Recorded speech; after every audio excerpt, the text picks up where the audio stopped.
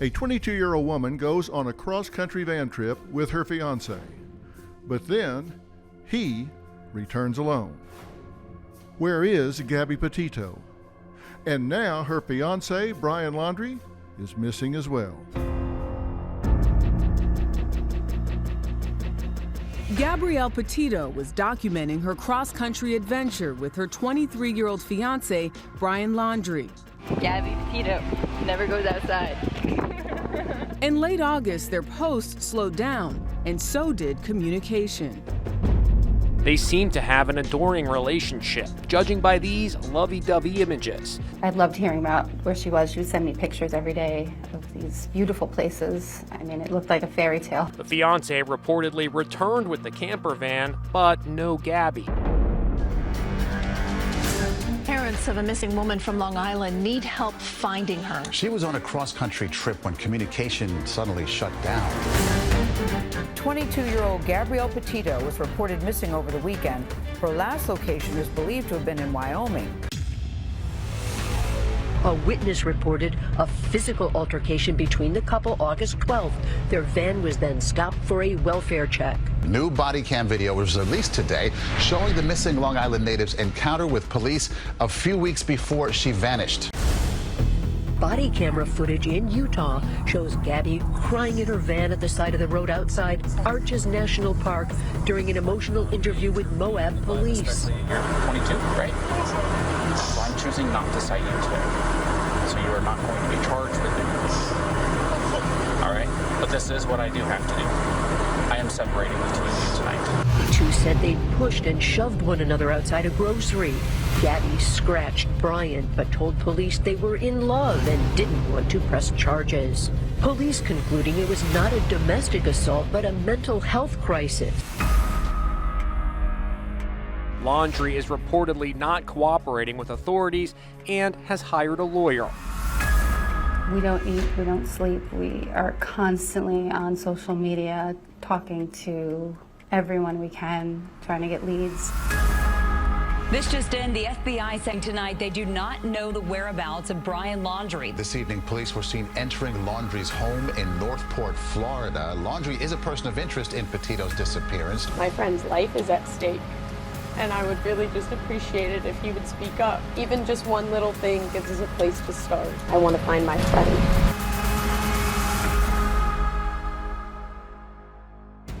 Gabby's father, Joseph Petito, joined me to make a desperate plea for answers about his daughter's whereabouts. He says he will stop at nothing to find Gabby and bring her home safely. Joe, good morning. Good morning, Doc. How you doing? Well, I'm doing well, and I'm very glad to meet you, but very sorry for the circumstance. I appreciate that. I certainly hope that we find Gabby and that she's okay. Do you have a theory about where she is and what's going on right now? I have a gut feeling, and I have a thought in my head, and the gut feeling's my fear, and I'm using the thought in my head as my focus, because if I use my gut feeling, I'm going to be on the floor crying. So your fear, as any father when their daughter's missing, is that there's something, foul play has taken place and that something's wrong with her, correct? Yeah, I mean, it's too long to not have anyone speak to her. Well, she had gone on this road trip with Brian Laundrie, and let me get a little history about them. When did they begin dating and move to Northport, Florida to live with his parents? Yeah, so about 2.5 years. They've known each other since high school. How would you describe Brian? How well did you know him, and what was he like?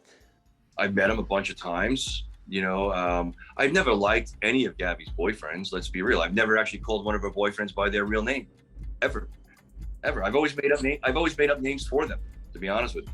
What was your name for Brian? Brienne. Why that?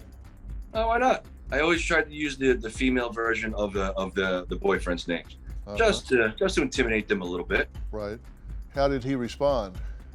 Oh, they laughed. So as the years progressed, I think she prepared them for when they met me. Yeah, got them ready. And Brian was always respectful. I can't say he wasn't. What kind of relationship did they have? How would you describe it? There's no red flags that stuck out. Nothing that popped in my head that, listen, this boy is, is not a good boy. If there were, I would have discouraged going on the trip. Had she ever done a trip like this before? She did. She did it with the same boy. Not a van life type of style where they did their own, camper conversion, but she took, we leased her a Nissan Sentra. They did a cross-country trip to California and San Francisco, stopping at a bunch of stops and stuff like that. It was, she had a great time. So it's not even like this is their first time doing something like this. No problems with it at all? No. So you had no concerns about her going off and doing this again? I had I mean, come on, a parent has concerns, especially because it's gonna be a few months, let's be real. But nothing to indicate we'd be here. Did you ever witness them fighting? No. Did she ever talk to you about them fighting? No, because listen, I'm a protective father. If my daughter cries, I'm gonna fix the problem. You know what I mean? That's how I am. I don't like to see that. That's not something she's gonna bring up to me because she knows that I'm gonna get involved real quick. Were you aware of the engagement and did you go along with it? Were you okay with it? Yeah. Listen, you know what? Listen, at the end of the day, if my daughter's gonna be happy and she loves you and you love her, which is what I saw, I'm okay. That's all I care about. And that's it. My daughter's happiness. Let me ask you about her, a few things about her. I heard her say to the police some things about OCD. I want to play this little clip about her saying she was OCD, and I want you to react to her demeanor at the time and then also what she says. You want to tell me what's going on? Yeah, I don't know. It's just some days I have really bad OCD, and okay. I was just cleaning and straightening up the back of the van before, and I was apologizing to him and saying, I'm sorry that I'm so mean, because sometimes I have OCD and sometimes I just get really frustrated. Not like mean towards him, I just I guess my vibe is I hear him be in a bad mood. And I was just saying, I'm sorry if I'm in a bad mood. I've just been really stressed. I had so much work I was doing on my computer this morning. So I've just been really stressed and he doesn't really believe that I could do any of it. So that's kind of been I don't know, he's down there. I don't know, we've just been fighting all morning and he wouldn't let me in the car before. And then Why wouldn't he let you in the car? Because of your OCD? He told me I needed to calm down. Yeah. But I'm perfectly calm. I'm calm all the time. And he really stresses me out. And this is a rough morning. Had you seen that before? I've seen bits and pieces of it. I haven't watched the whole video. I can't bring myself to watch the whole video. Because I don't like to see my daughter cry. Well, of course, I understand that. Was that out of character for her? Is that kind of her? How would you characterize that in terms of her range of emotion? No, it's out of character for her. Listen, she likes things in their place. So that's a small confined area. Making sure that everything's put away so you're not stumbling on things doesn't seem OCD to me. She might be just classifying it as that because that's the common term for it. But she didn't have manic issues or mental instability or anything like that. Sounds like they were having an argument because he didn't believe in her that she could get this done. So when she uses the term OCD, you think she's using that in just common parlance, not diagnostically? Yeah, it's not like she was ever diagnosed with OCD or any other issues where she needed medication for or anything like that. Never. You're in a confined area. Come on, who doesn't like a clean, tidy place? Were you aware that they had an encounter with the police on August 12th? I wasn't, and that's not something you're going to tell your dad. Because if you tell your dad something like I said, I'm going to fix it. I'm an overprotective dad. If I find my daughter's upset, I'm going to come out there real quick, and I'm going to handle that problem. When did you find out about it, and how did you find out about it? Through the media. That's why it's hard for me to bring myself to watch the whole thing. Because when I see my daughter like that, it's hard to handle. And I really got to focus. And to be honest, all that stuff comes second. That's problem number 2. Right now, problem number 1 is get Gabby home, right? I can ask her those questions when I have her here next to me. Right. Until then, all that stuff doesn't matter because I talked to her afterwards. Her mom has talked to her afterwards. I FaceTimed her, all this stuff. And she was working really hard, really, really hard on that website. So I get stresses and all this stuff, but no, something like that, You're not going to tell your pop. Right. And I'm looking at it from the standpoint of having been trained as a forensic psychologist. I'm trying to see if there's anything that would explain leading up to her disappearance. I'm trying to see if there's anything that you see that's a red flag that I might need to see that would explain what would get her so upset that she would go off on her own. And I'm trying to wrap my head around how Brian would drive all of these days back across the country, having left with your daughter and returning without her and not saying anything about it. What do you say to yourself about that?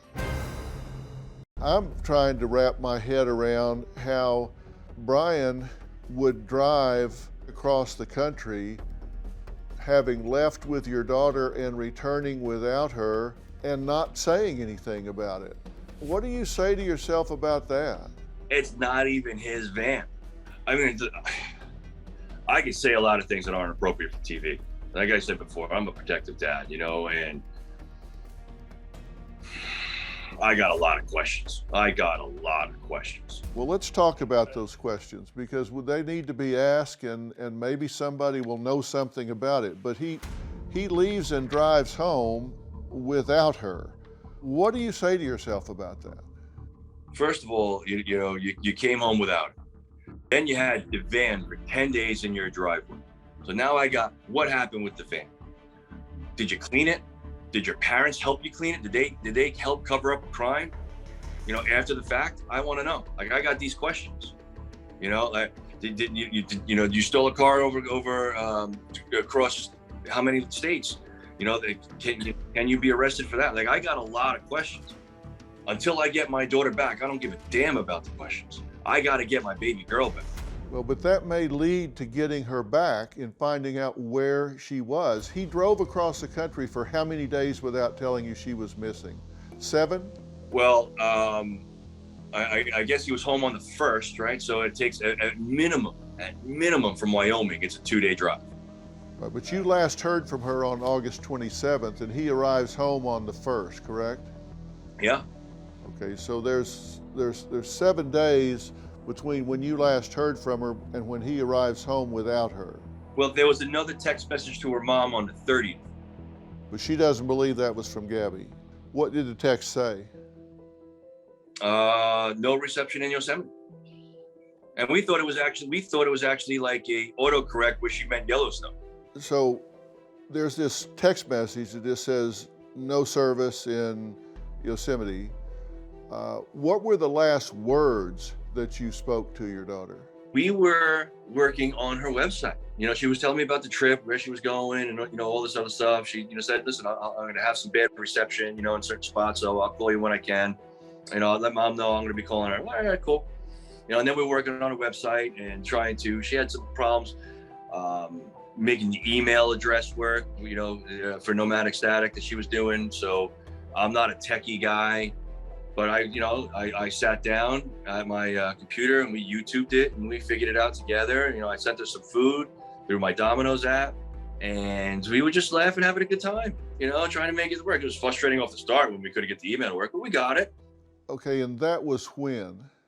That was on the 21st of August. All right. Because me and Gabby talk once, twice a week. Her mom speaks to her 2-3 times a week. My son talks to her, a couple times a week. So, it's always someone talking to her, and you're like, oh no, I haven't, and you don't think anything. You travel in the country. But then it started to become a week. Now it's 10. Now we got a problem. You know what I mean? Now you're 10 days. You know what I mean? We got a problem.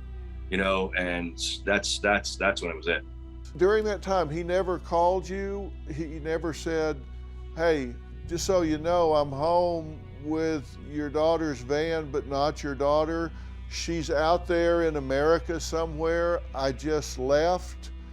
She went off with some people, or she's in a hotel. Nothing. Nothing. Zero. No, nothing. Gabby's mom last talked to her physically on the 25th. Right. On the 30th, she hears, she gets a text message that there's not a lot of service in Yosemite. You can think it's an autocorrect or whatever. You don't think anything of it, but then come the first, the second, third, the fourth, the fifth, you're not hearing from her. All right, because you're camping, there's not a lot of service. I'll hear from her in a couple of days. And then, you let two days more go by. Now you start calling people and stuff like that. You're like, all right, maybe, whatever. And then we started we tried on the 10th to do, like I said, the missing person. We finally got it in on the 11th. You know what I mean? So it just became too much. Did you call Brian during or at the end of this 10 days? We called Brian, we called the mom, we called the dad, we called the sister, we called every number we could find. And we got no phone calls were picked up, no text messages were returned. So we texted them. Have you seen our kids? We haven't heard from them, in a while. We're getting really nervous and we're about to call the police.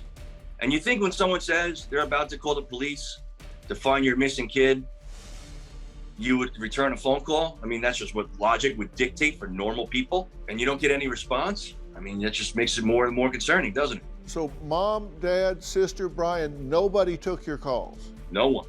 Okay, well, let me do a hypothetical here and flip the table. If this was the other way around and you had a son that went off with somebody's daughter and came back without her and the family called you, wouldn't you pick up the phone and answer it and tell them everything you knew to help explain the situation?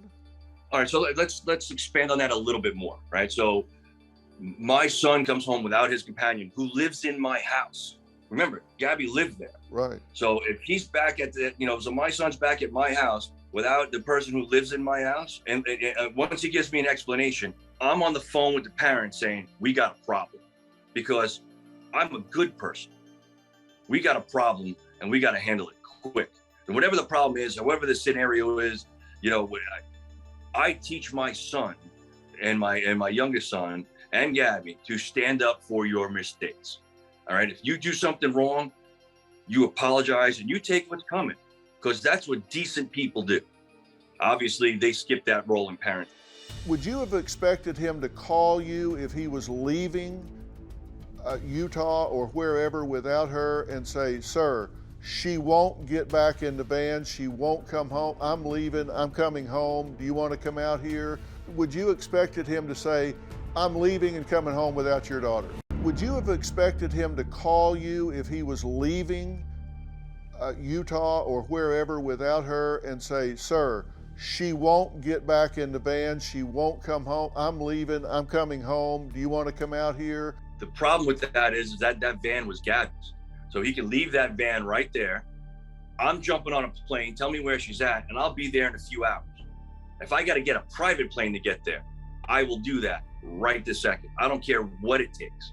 So he better walk his little behind over to somewhere else and figure out how he's going to get home to his parents, because that van is in her name, not the other way around. So if he comes home, he shouldn't have brought her van home, is what you're saying. He leaves that with her. Gabby's 5'3", maybe 110 pounds. You think it's okay to leave a young 22-year-old person in the middle of nowhere? Right. So how much money do you think she had? She had money. But not enough money to spend a month's time in a hotel with food and stuff like that. Now, this van is hers, so not his, so you could go pick that van up. Why has that not happened? It's in police impound, and I'm letting them, they have the van, they're processing it. There's so much information, Dr. Phil. I'm overwhelmed with how far this story has gone in terms of the world. I mean, it's across the globe. It's wild. And I am so humbled. Can I just say something to you? Yes, sir. I want to thank you, again, because you're taking the time to push this story out there and essentially save my life. So I can never repay you for that. But if I ever meet you in person, man, I would like to shake your hand and say thank you so much, because I can't thank you enough. Well, and that's just a fact. Well, I hope we meet when we're celebrating finding her and solving this puzzle. We'll bring her home. We'll bring her home, and she's going to be home safe. That's what I got to go with in my head. Well, until I'm told otherwise, I'm going to be on the floor crying. So I understand, and as a father, I'm praying with you and praying that we find her and she's got some explanation for this. Now, at this point, you don't get the van, and you don't pick up the van. The FBI has it now. He doesn't pick up the phone. His family doesn't pick up the phone.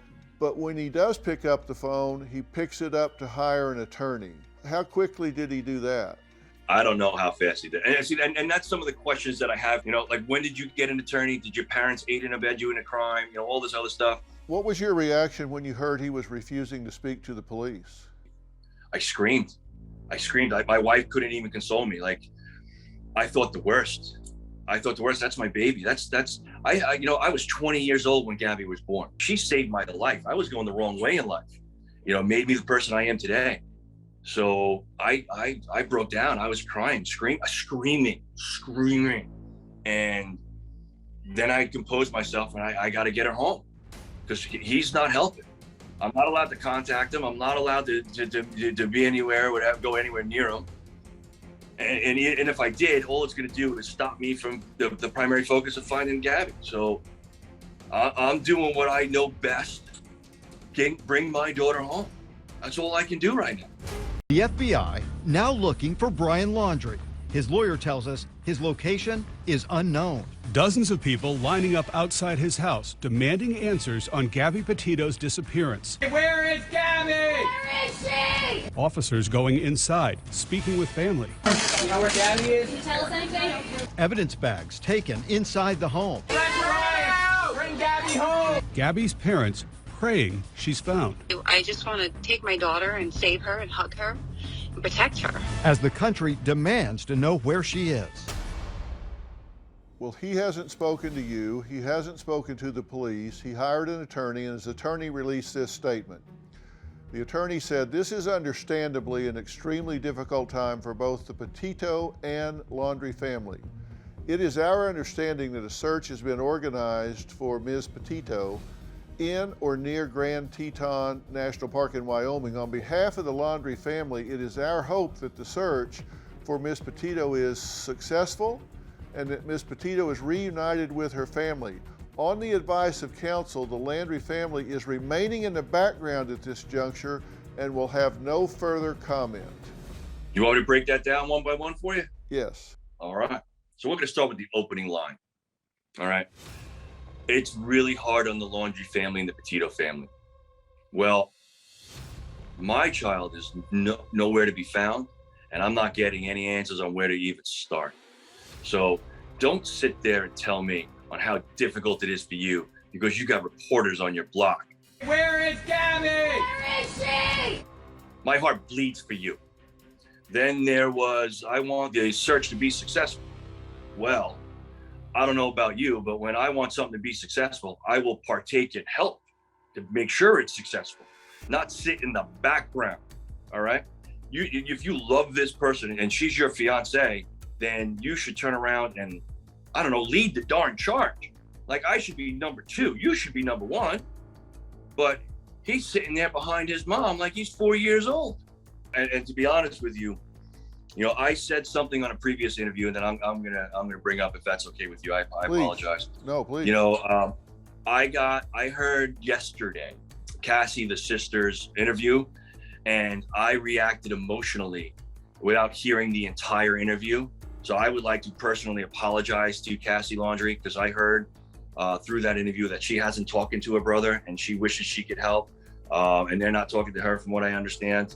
So I want to apologize to her because I jumped to conclusion, and that is wrong of me. And if you can talk to your parents and pressure them into, say something. They said print out a map, draw a circle, and fill it into an airplane and throw it in the front yard. I don't care. You don't have to say a thing. Just tell me where to start. We'll start. I mean, you're going from Wyoming to Florida. That's a lot of ground. Well, she spoke out and says she loves Gabby. What's your reaction? I don't doubt it. Gabby's a lovable person. She's an amazing girl. How could you not love her? She might just be as frustrated as we are. I don't know. I passed judgment, and that was wrong of me. So Cassie Laundrie, I apologize. Well, you said in an open plea to Brian's parents, in an open letter, you said, quote, "We believe you know the location where Brian left Gabby." We beg you to tell us. Gabby lived with you for over a year. She was going to be your daughter-in-law. How can you keep her location hidden? Please, if you or your family have any decency left, please tell us where Gabby is located. Tell us if we are even looking in the right place.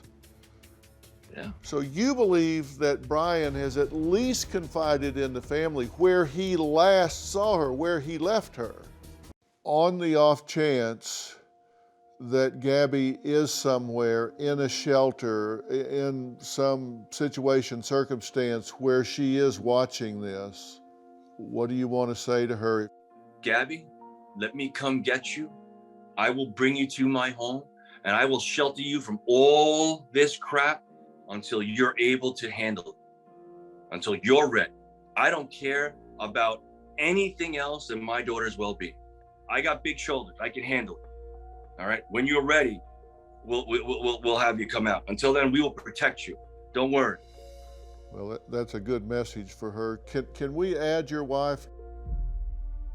Hi, Tara, good to meet you. Sorry for the circumstance. Thank you for talking to us. Well, thank you for having us.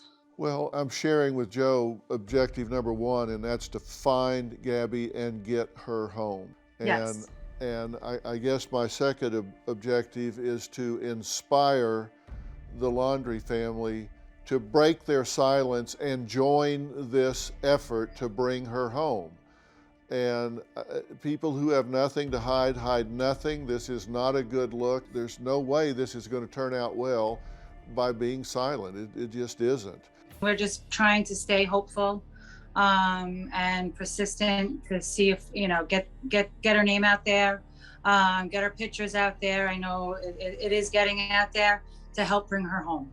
I have never seen such strength, I've never seen such courage, and I've never seen such focus as you guys are bringing to this. And I can tell you that if you will keep the heat on here, two things can happen. It will keep people's focus on this situation. We're going to keep a big bright light on it, and hopefully you can inspire his family to come forward and give you information. There is absolutely no way in hell that he doesn't know more than you know. Please, We're begging. I'm begging. We're begging. Parent, just tell us something, just so we're heading in the right direction to find her. Well, that's the thing. And look, lawyers have clients, and they have this client. Your daughter's not a client. This is not a case. This is your precious daughter, and you need the information.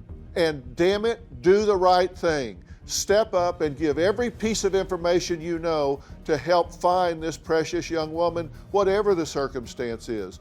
You have a moral imperative to do that. Man, I couldn't have said it better, Dr. Phil. I thank you very much. Yes, thank you. I appreciate everything you're doing, man. I can't thank you enough. Please, just keep it up as long as you can, as much as you can. That's all I can ask. Well, we're going to do that. Let's find her and get her home. Thank you very much, please. This is not Dr. Phil to Joe. This is dad to dad. Let's find her and get her home. That's all I need first. That's what we need. That's number one. Goal one. That is it. Police in Northport, Florida say they are saddened and heartbroken to learn Petito was found dead. Authorities revealed Sunday afternoon that they believe they have found remains of the Blue Point, Long Island native in Grand Teton National Park in Wyoming. The cause of death has not been determined. 22-year-old Gabby Petito was reported missing over the weekend. Her last location is believed to have been in Wyoming. I'd like to report a domestic dispute. I'm right on the corner of Main Street by Moonflower. We drove by and the gentleman was slapping the girl. He was slapping her? Yes, and they drove off. The white van, Florida license plate. Okay, you said it's a white van? White Ford Transit. New body cam video was released today showing the missing Long Island native's encounter with police a few weeks before she vanished. So I'm choosing not to cite you today. So you are not going to be charged with it. Police concluding it was not a domestic assault, but a mental health crisis. On August 25th, Gabby called her mom to say they were in Wyoming. To the shock of her parents, Gabby's fiancé returned home to Northport, Florida. Gabby was not with him. Did he harm Gabby? Because if he did, Then he stole our car and drove it across state lines. Gabby's father, Joe, is fuming, learning that Laundrie has never uttered a word to Gabby's family about her whereabouts. Laundrie is reportedly not cooperating with authorities and has hired a lawyer. This just in, the FBI saying tonight they do not know the whereabouts of Brian Laundrie. Laundrie hasn't been seen in days. His family told police he left on Tuesday and on Friday reported him missing. That's when police and the FBI were seen searching the Laundrie family home as about 100 people were gathered outside. Where is Gabby? Where is she? By air and by land, police conducted a massive search for Laundrie. Four-wheelers, canines, drones, and more than 50 people from multiple different law enforcement agencies searching 25,000 acres for Brian Laundrie. He left with a backpack telling his parents he was going to the park. New developments in the disappearance of Gabby Petito. The FBI is now searching the Florida home of her fiancé, Brian Laundrie. Northport, Florida police and the FBI spent much of Monday morning searching and removing evidence from the home of Brian Laundrie. Police, search warrant. Laundrie's family told authorities they haven't seen him since September 14th. The spokesperson for the police department told CBS News he is confident they will find him.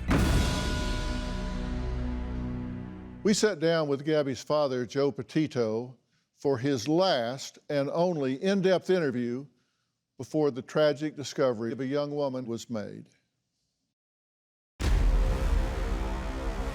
Gabby Petito never goes outside. Do you have a theory about where she is? I have a gut feeling and I have a thought in my head. The gut feeling's my fear, and I'm using the thought in my head as my focus. It's too long to not have anyone speak to her. He leaves and drives home without her. What do you say to yourself about that? I got a lot of questions. What happened with the van? Did you clean it? Did your parents help you clean it? Did they help cover up a crime? I got a lot of questions. Until I get my daughter back, I don't give a damn about the questions. I gotta get my baby girl back. Would you expected him to say, I'm leaving and coming home without your daughter? Gabby's 5'3", maybe 110 pounds. You think it's okay to leave a young 22-year-old person in the middle of nowhere?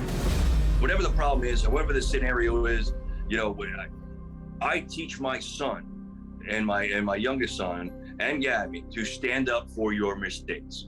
All right, if you do something wrong, you apologize and you take what's coming, because that's what decent people do. What was your reaction when you heard he was refusing to speak to the police? I screamed. My wife couldn't even console me. I thought the worst. That's my baby. When was the last time you saw my daughter? Tell me that, because that would be our starting point. Instead, he gave me the number to his attorney. That's not like someone who loves you. If you love this person and she's your fiancé, then you should turn around and, I don't know, lead the darn charge. But he's sitting there behind his mom like he's 4 years old. If she's hurt or worse, I hope they get what's coming. And that includes his folks.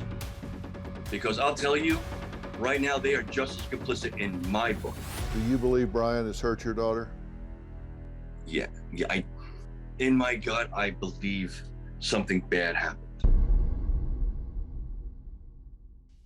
Well, I have spoken with Gabby's father, Joe, since his daughter was found. Obviously, he's heartbroken. He and I have spoken professionally. We've also spoken just dad to dad. He says he really wants to focus on celebrating Gabby's life, not mourning her loss. And he wants everyone to know that he is so touched and moved by the outpouring of people from all over the world who came forward to support the search for Gabby. And he wants me to thank them as he waits to bring his daughter home. And today, as Gabby's family waits for answers about what happened to their beloved daughter, we're going to be analyzing the voices, the body language, looking for any hidden clues in videos of her final weeks, final days alive. I'm joined first by my good friend, Nancy Grace, host of Crime Stories with Nancy Grace on Fox Nation. She has been reporting on this story and has the latest news. Nancy, it's so good to see you again. Dr. Phil, I only wish I could be with you in person, but I've been completely consumed covering this story. The very latest is this. You know, we heard that Brian Laundrie went out hiking in the Carlton Reserve. That's near Sarasota. Long story short, I've been in that area, and this is the rainy season. Let's just start with this, Dr. Phil. Typically, there is a lot of swamp, a lot of water, a lot of creeks in that Carlton Reserve. But in the rainy season, about 90% of the trails are covered in water. Do you want to tell me that he went out there hiking, and when he did not come home on day one, which was Tuesday, his parents weren't concerned? I got another question to throw to you. He's driving a Mustang. There is a ring of press around the Laundrie home. How did Brian Laundrie get out of that home in a Mustang and drive to Carlton Reserve? And nobody saw a thing. The search for him in Carlton Reserve has been called off. And in the last hours, FBI has sworn the Laundrie home. One of the FBI said, get back, this is a crime scene. The parents were bundled out into a waiting, fed van, and about 15 FBI swarmed the home, bringing out evidence. Got another curveball, Dr. Phil, before I lose my thought. Has anybody seen him since September 1? Has he even been in the home? Because the sister went on national TV and said she hasn't been allowed to talk to him. Has the parents protected him from the police? They haven't talked to him. Has anybody actually seen him? Or has he been on the run after whatever happened with Gabby since September 1? It boggles my mind that knowing that she's missing, knowing that Nicole Schmidt reported her missing, and he comes home supposedly in her van, not his van, her van, that they're not watching that house, and if he was there, he's able to just walk out the door and disappear. The prime suspect in a missing person, the individual that last saw her, as far as anybody knows, and just walks off and nobody's paying any attention to it. I know that's a small police department down there, but come on. Somebody needs to be watching where this kid's going. It's not just the Northport police who are doing a valiant job, and everybody's been complaining, why wasn't he already arrested? Yeah, sure, right. Why wasn't he already dragged in for questioning? That's a great question to look at later, but right now, I want to focus on finding him. It's very difficult for me to believe he left that home in a Mustang, go to a reserve with nothing but a backpack, and his parents wait till Friday to call police. Now, one more thing. They had tracker dogs out there, Dr. Phil.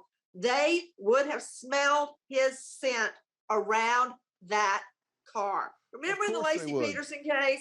One of the dogs followed the car all the way to San Francisco Bay, we were told. So they would have smelled his scent around where the Mustang had been parked. But we never heard anything about a hit. Was he ever even in the Mustang? No, I'd be willing to bet money, if I were a betting woman, which I'm not, that the parents have helped him abscond. On behalf of the FBI personnel and our partners, I would like to extend sincere and heartfelt condolences to Gabby's family, Joe and Tara Petito, and Jim and Nicole Schmidt. As every parent can imagine, this is an incredibly difficult time for the family and friends.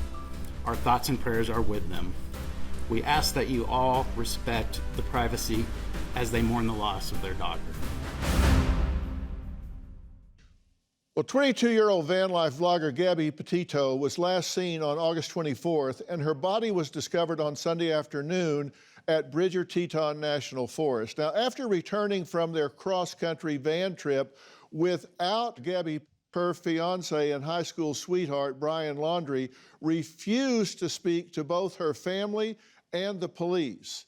It does not mean he's guilty. We can't say that. We haven't talked to him. He hasn't been questioned. He hasn't been charged.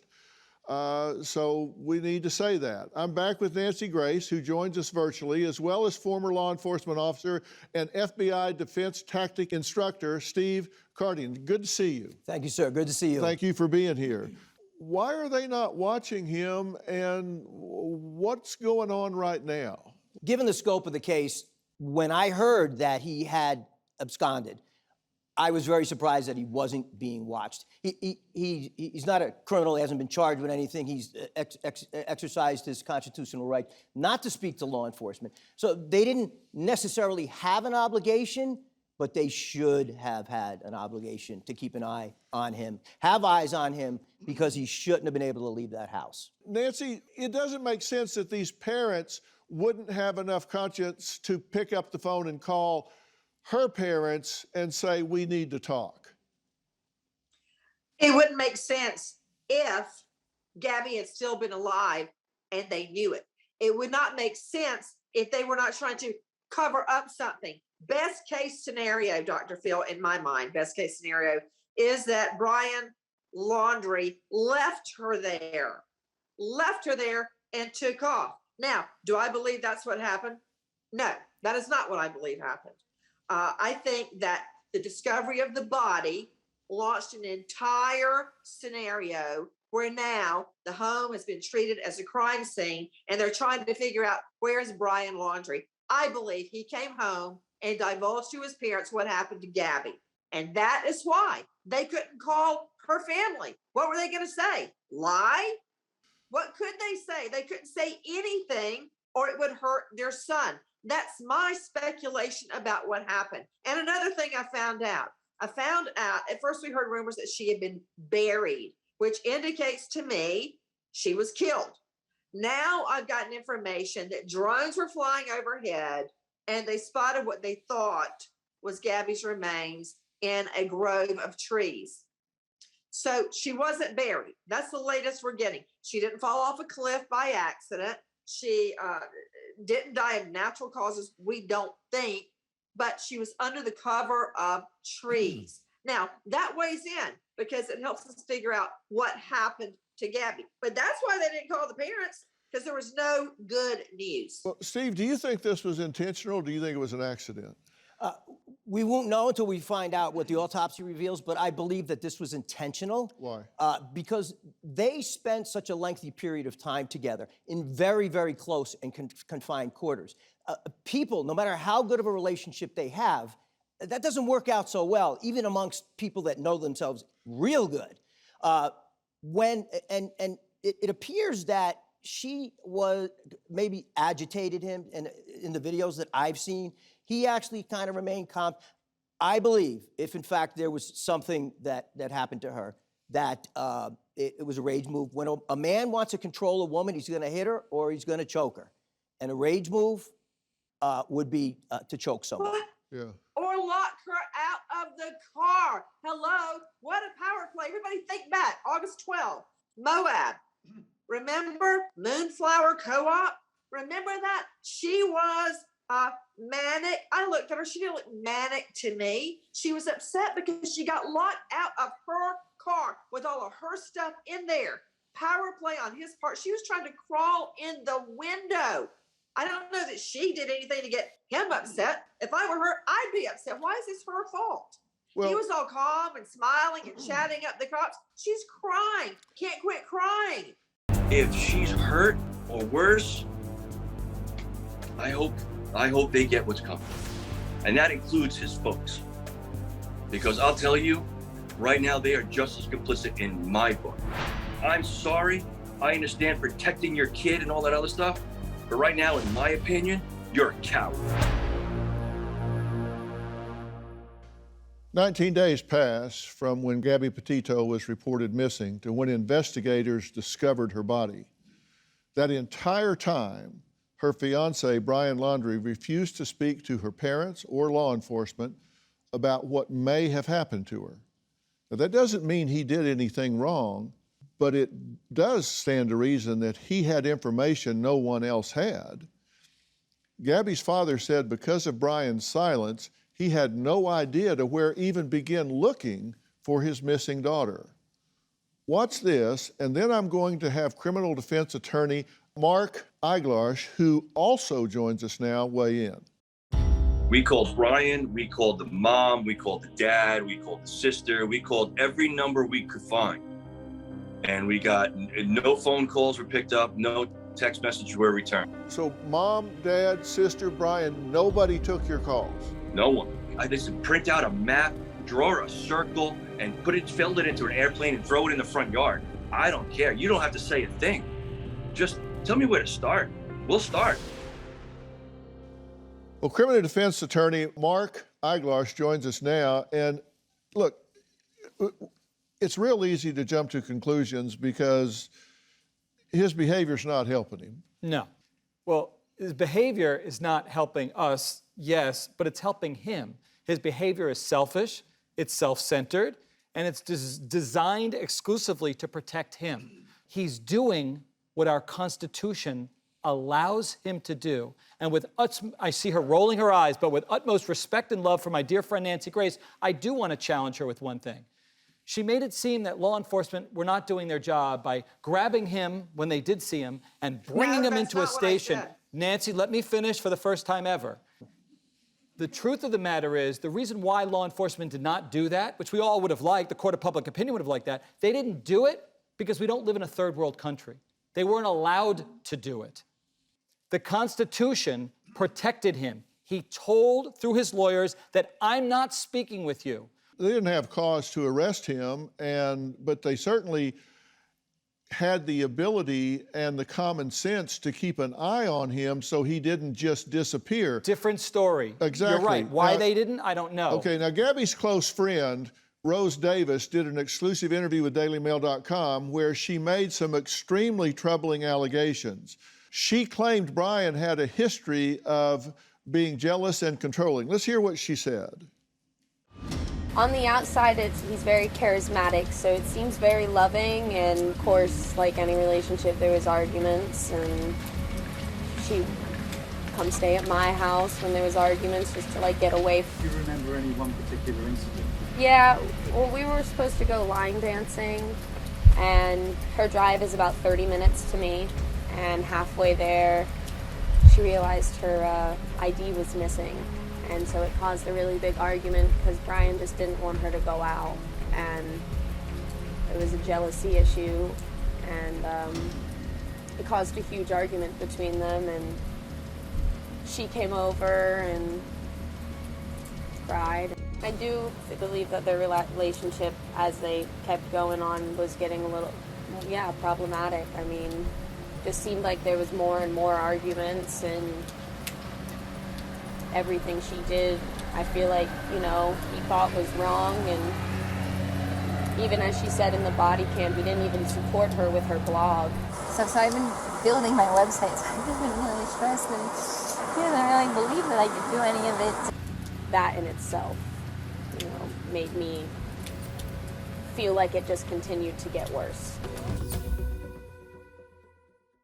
I want to say I looked at some of that footage with Joe Petito when I interviewed him right before the body was found, and he actually said that he hadn't looked at some of the body cam footage because he said, I just can't watch my daughter crying, certainly on the side of the road. So it was painful for him to look at, but he agreed to look at it with me. And in the police report filed, the officer stated, quote, "The male tried to create distance by telling Gabby to go take a walk to calm down. She didn't want to be separated from the male and began slapping him." And the whole idea was what Nancy had mentioned earlier, like she didn't want to be left on the side of the road. She didn't want to be excluded from the van. And I looked at this whole pattern, and I found 7 examples of why she may have reason to be concerned about being left. He left the engagement, which broke up right before they went on this grand tour of the United States. The engagement broke up. He left her out of the van and wouldn't let her in. He left her alone to stay in the van at night when he went to a motel when the cops separated them. He left her alone when he flew home to deal with storage buildings for 5 days. He left her when he came home without her to begin with. He left her family hanging, worrying, wondering what happened. He left his home and went missing. this guy tends to leave. If this ever goes to court, Phil, I watched an hour and 17 minutes of that body cam footage. As did I. And I believe if I let the jury see that entire hour of 17 minutes because he comes across charming, controlling. This guy comes across smooth. Police released an hour-long body cam video that shows Gabby and Brian being pulled over and questioned by officers in Moab, Utah. Let's approach the screen here and let's look at this fourth one. All right. Let's just start playing this and then we can stop it when we need to. Right. What was the disagreement about? Right here. Okay, what do we This is the first time we've seen this up to this point. This is called the fig leaf, where you guard the groin area. People do that when they're insecure, when they're not sure what's going on, they're afraid, they're nervous. The first time doing something, being on TV or something, you'll see them, it'll go down here like this. He hasn't done this up to this point. They've gotten close to there. And at the same time, we see what we call adapters. He's wringing his hands. Now, when you wring your hands like that, it's one thing, earlier he was just touching his hands. Now he's starting to wring them. When you do this, it's called an adapter. It's a pacifying behavior. So he's getting rid of that built-up stress or tension from the situation. Okay, now he's separated from her right now. Right. She's back in the car Right. where they've put her. And, you know, I noticed early when they were talking to him, I never heard him say, look, guys, this was no big deal. Come on, we were just kind of fussing for a minute. We're fine. Mm-hmm. We're good. I have no problem. He never says, look, we're good. We're fine. Right. He lets this roll on because they're ramping up on her. Mm-hmm. That bothered me. Did that bother you, that he wasn't coming to her defense? Yes, it's perception management. He's trying to make the whole thing seem not as, when he talks about her pushing him, she talks about him, she hit him with the phone, but he says the phone got him. He doesn't say she hit me at any time. He talks about how he shoved her. He's separating himself from this, no telling what he thought may happen if they both got in trouble, because if he says, she's hitting me, this is bad, not any good, then you've got a problem there. They're gonna haul her off at that point. Well, he's sure not coming to her defense, but let's see. It was just I'm dirty and I can't change. This is him. I got 30 teeth. I got sand on my This is him wringing his hands here. Oh, yes, sir. Yes, sir. He's holding down near the groin. And these illustrators we saw up here earlier that was so big are now down here and they're really tight. And his elbows are against his chest. These are the things that let you know, they indicate that he's not just under stress, he's afraid at this point. See, his elbows are close like this, more of this, those short little shoulder pops.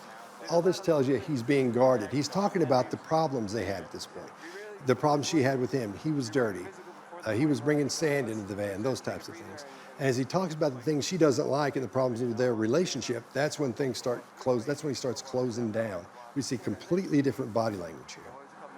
Yeah, because before he was much more open. Open, looking around. His cadence and his voice has slowed down a lot. Before it was a little bit quicker. His voice is lower. Okay, now here he is at the end. He's back now down here again. Yes, we have not seen that up to this point.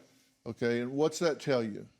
That he's afraid of what's going to happen. He's trying to guard what he's talking about. He's talking about their anger. He's controlling his anger at this point. These are all little cues and tells that let you know he's controlling things, not just what he thinks she might be, but he's controlling his anger. He's controlling himself. And that's what we see when he's doing this, his arms close, because he's afraid he's going to go a little bit further and start talking. Okay, and we saw that, when you go back, we saw that right here, and then we saw it back here. Yes.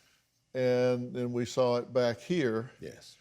In the beginning. So he hits that 1, 2, 3, 4 times throughout here. Right. Every time you see him talking about their problems, that's when he starts closing down.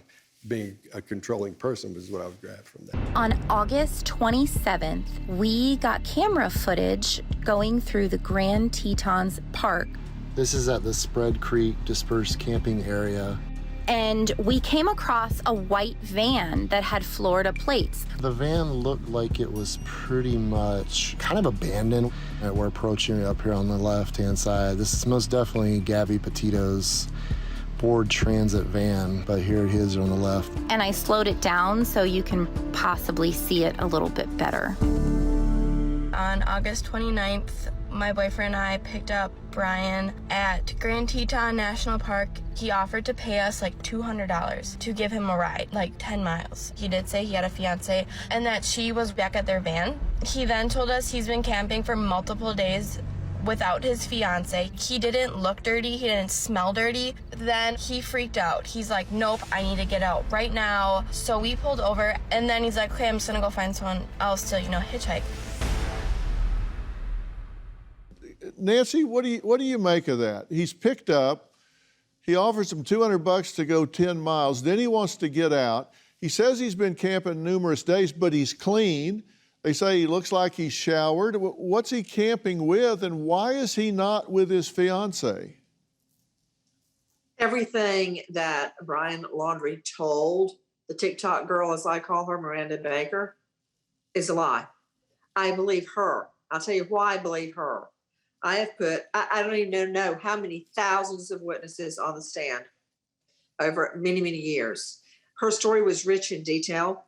She had her dates down, her times down. She looked right in the camera. She didn't have to think about, oh, what am I going to say next? No deviation, rapid blinking of the eye. I mean, your language, your nonverbal expert could see all that, I'm sure, plus so much more. She's telling the truth. Now, why is he out on a tarp on the Snake River and he's smelling sweet in that car? Because he's been somewhere else. I think at that point, Gabby's already dead. What do you make of this? Certainly, I believe her wholeheartedly as well. Why he left, who knows? Was he fleeing? Was he going to try and get rid of some evidentiary material? There was obviously a reason. Or had he gone somewhere and now he was trying to get to another destination? Yeah. Did you believe the TikToker as you looked at her? She seemed to me to be very authentic. As she speaks, she's doing what's called loping. As she talks, it's just loping right along, not stopping, thinking. And like Nancy was saying, she just, not only does she look that way because she is that way, she's showing you all the cues that say yes. She's telling a real story there. Mark, as a highly experienced defense lawyer, you mentioned before that he certainly has a right to not speak, and certainly is probably an argument can be made that it's in his best interest. But having spent a lot of my career on the defense side of the docket, I think about what's going to ultimately play out in front of a jury. Correct. And if in fact something bad has taken place that he's involved in, can he not buy an awful lot of goodwill if he does the humane thing, if he's transparent here? Again, we don't know that he did anything wrong. He hasn't even been charged. But wouldn't he curry an awful lot of favor if he stepped up and did the right thing? Yes, which is what I tell my clients, if he's got something to say. And that's why I do not believe that anything that could flow from his lips at this moment or before he went missing could have assisted him. Understand his failure to say anything to law enforcement or to the world can never be used against him in a court of law. It's right there in the Fifth Amendment. So there's no downside in saying nothing. And his lawyers, again, assuming they're doing their job, will say, keep quiet, the fish who kept his mouth shut never got caught. Keep your mouth shut, you murdering guy, and then we'll see what the evidence is. Yeah. I left out that murdering part. I wouldn't say that to him. Yeah. Well, Gabby's father, Joe, tweeted this image and caption as a tribute to his beautiful daughter, Gabby. It says, Gabby Petito, she touched the world. I would like to thank my guests today, Nancy Grace, Steve Cardian, Mark Eiglarsh, Scott Rouse. We are praying for Gabby's family. Please know that we are continuing to work and support them every step of the way. For more information about today's episode, log on to drphil.com. The disappearance and death of Gabby Petito. I've gotten information that they spotted Gabby's remains in a grove of trees. He came home in her car without her, and nobody's watching him? He shouldn't have been able to leave that house. New Dr. Phil.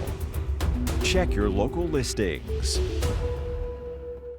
Missing van life girl Gabby Petito. Hello, and good morning. I think she's in trouble. I think she's hurt. She can't survive on her own. She doesn't have those skills. Do you have a theory about where she is? If I use my gut feeling, I'm going to be on the floor crying. New Dr. Phil.